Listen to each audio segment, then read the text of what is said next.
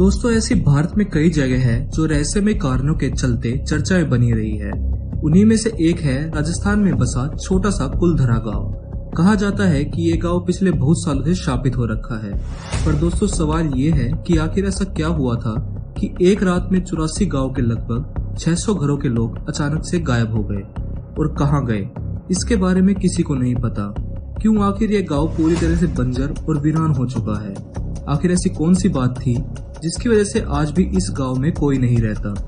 और आज इसी कड़ी में हम कुलधरा गांव के रहस्यों को थोड़ा सा जानने की कोशिश करेंगे। दोस्तों, आप कभी वहां जाएंगे तो जर्जर हालातों में पड़े खंडहर आज भी इसी घटना की गवाही देते हुए नजर आएंगे, जिसने अचानक से सुंदर से गांव को एक वीराने में बदल दिया है। ये कुलधरा गांव आज जिस हालत में है वैसा पहले कभी नहीं था। दोस्तों, आज से लगभग 200 साल पहले कुलधरा गांव खाली और वीरान पड़ा हुआ था। एक समय में ये बहुत ही सुंदर और सारी सुख सुविधाओं से लैस हुआ करता था। आपको बता दें, भारत में जो सबसे डरावनी जगह है उन जगहों में कुलधरा गांव भी शामिल है। रहने वाले आसपास के लोगों का कहना है कि यहाँ पर भूत रहता है, क्योंकि रात में कभी वहाँ औरतों की चूड़ियों के खनखने की आवाज आती है तो कभी किसी बच्चे के रोने की। दोस्तों, आप जानकर हैरान रह जाएंगे कि वहाँ घूमने गए कुछ टूरिस्ट ने बताया कि जब वह अपनी कार से घूमने गए और वापस लौटे तो उनके कार के शीशों पर बच्चों के पैरों के निशान मिले।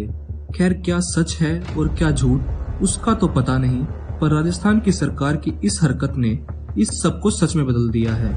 राजस्थान सरकार ने इस गांव के चारों तरफ 2 किलोमीटर की दूरी पर एक बाउंड्री बनाने के साथ बड़ा गेट भी बनवा दिया है। इतना ही नहीं दोस्तों, वहाँ दिन में तो कोई भी घूमने जा सकता है, लेकिन शाम 6 बजे के बाद कोई नहीं जा सकता। आम आदमी को छोड़िए, 4 बजे के बाद वहाँ गार्ड भी नहीं रुकता। इतिहासकारों की बात करें तो भूत प्रेतों को तो नहीं, पर इस बात को जरूर मानते हैं कि एक रात में पूरा गांव खाली हो गया था। आपको पता ही होगा कि राजस्थान का मशहूर गोल्डन शहर, इसी गोल्डन शहर का नाम जैसलमेर है। इसका नाम खूबसूरत शहरों की श्रेणी में आता है। यहाँ पर आपको दुकान, मकान, होटल, किले सब पीले रंग में रंगे नजर आएंगे। सूरज की पहली किरण जब इस शहर में पड़ती है तो मानो सोना चमकने लगता है। दोस्तों, जैसलमेर से ज्यादा नहीं, सिर्फ 18 किलोमीटर की दूरी पर कुलधरा गांव बसा हुआ था। कुलधरा गांव तो वीरान ही है, पर आप जब जैसलमेर से कुलधरा की ओर जाएंगे तो वहां की सड़कें आपको भी सुनसान मिलेंगी।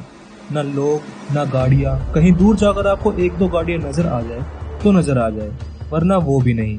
इतना ही नहीं, जब आप पहुंचकर गेट के अंदर से घुसेंगे आपको भी थोड़ा सा अजीब महसूस होगा। गर्मी की दोपहर में हमारी क्या हालत होती है ये हम सब जानते ही है, पर कुलधरा में आपको इतनी गर्मी महसूस नहीं होगी। दोस्तों, इतिहासकारों के हिसाब से सन 1291 में जैसलमेर से करीब 18 किलोमीटर दूर पालीवाल ब्राह्मणों ने इस गांव को बसाया था। यहाँ पर 84 गांव के लगभग 600 घर एक साथ मिलजुल कर रहते थे। आपको बता दें कि इस जाति के लोग बहुत ही पढ़े लिखे और अमीर थे। दिमाग तेज होने के कारण इस जाति के और अच्छे वैज्ञानिक भी थे।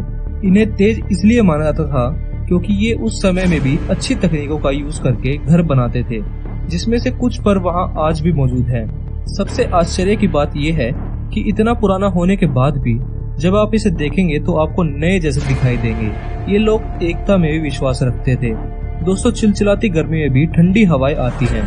इन लोगों ने एक ऐसी तकनीक के बारे में खोज निकाली थी जहाँ बारिश का पानी वेस्ट नहीं बल्कि एक गहराई में जाकर जमा हो जाता था, और यही वजह थी कि ये लोग थार जैसे रेगिस्तान में भी फसल उगाने में कामयाब रहे। इन लोगों ने वहाँ कुछ तालाब भी बनाए, पर सवाल अभी एक ही है कि आखिर ऐसा क्या हुआ था कि इतना विकसित गांव सुनसान पड़ गया। तो दोस्तों, ये सब हुआ सालम सिंह की वजह से। अब आप सोचेंगे कि ये कौन सी बला है। सालम सिंह जैसलमेर का दीवान था और कुलधरा उसी के हिस्से में आता था।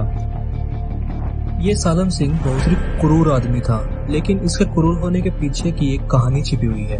जब सालम सिंह 11 साल का था तो उसके पिता का गला काटकर मार दिया गया था, वो भी राजद्रोह के आरोप में, और उसके पिता भी जैसलमेर के सोने किले के दीवान थे।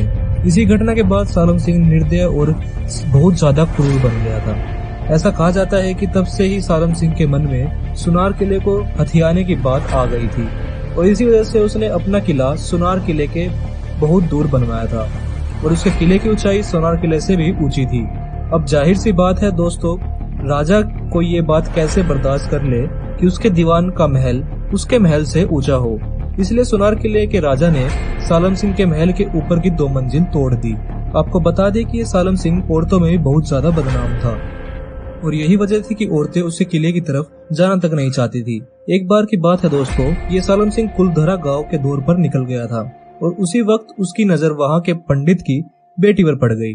फिर क्या था, उसको देखकर उसकी नीयत खराब हो गई। आपको जानकर हैरानी होगी कि उस लड़की को पाने के चक्कर में सालम सिंह ने अलग अलग तरह के लगान लगाए ताकि ये पालीवाल झुक जाए, पर ये पालीवाल काफी अमीर थे, इसलिए सालम सिंह की मंशा पानी में ही फिर गई। उसके बाद सालम सिंह इतना नीचे गिर गया कि उसने बहुत बार पंडित की बेटी को उठवाने की कोशिश भी की, पर वो उसमें भी नाकामयाब रहा।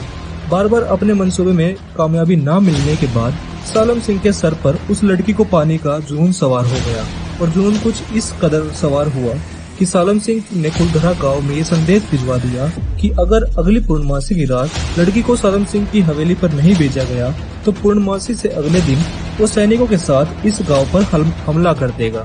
जाहिर सी बात है कि गांव में एकता थी, जिसकी वजह से पूरा गांव परेशान था कि आखिर क्या किया जाए। गांव का हर एक आदमी अपने अपने तरीके से सुझाव दे रहा था, पर किसी का सुझाव सही नहीं था। वो ज्यादा देर इंतजार भी नहीं कर सकते थे क्योंकि पूर्णमासी आने में सिर्फ कुछ ही दिन बाकी थे। जब लोगों से हल नहीं निकला तो पंचायत बैठी और उसी दिन एक मंदिर में गांव के सभी लोग इकट्ठा हुए, जिसके बाद बातचीत शुरू हुई। कुछ लोगों ने कहा कि हम उन लोगों से लड़ेंगे, लेकिन उनकी संख्या कम थी, जिसकी वजह से ये प्लान काम नहीं किया। तो कुछ लोगों ने राय दी पंडित उस गांव को छोड़कर चला जाए, पर बाकी के लोग इस बात को जानते थे कि अगर ऐसा किया तो सालम सिंह गांव के लोगों पर गुस्सा निकालेगा। इसलिए सबके मन में एक फैसला लिया गया कि वो चुपचाप गांव को खाली कर देंगे। इन लोगों को ये बात पता थी कि अगर 1 या 2 दिन बाद जाएंगे तो कहीं न कहीं से यह बात बाहर आ जाएगी। तो इन लोगों ने फैसला किया कि ये उसी रात जाएंगे। इन सब के बाद इनको ये भी बोला गया कि अपने साथ सिर्फ कीमती और जरूरी सामान ही लेके जाएं। उसके बाद क्या दोस्तों, सबने अपने अपने सामान उठाए और चल दिए और बाकी चीजों को वैसा ही छोड़ दिया। जैसे कि किसी ने अपने कपड़े सूखने डाले हैं तो वैसे ही पड़े हैं, किसी ने खाना बना रखा था वो भी वैसा ही रखा था, जूठे बर्तन जहाँ हैं उसे वैसा ही छोड़ दिया और कतार में उसी रात चल निकले। और जब जाते जाते वहाँ के लोगों ने गांव को एक शराब भी दे दिया कि ये गांव अब कभी नहीं बसेगा और जो भी यहाँ बसने की कोशिश करेगा वो कभी खुश नहीं रह पाएगा।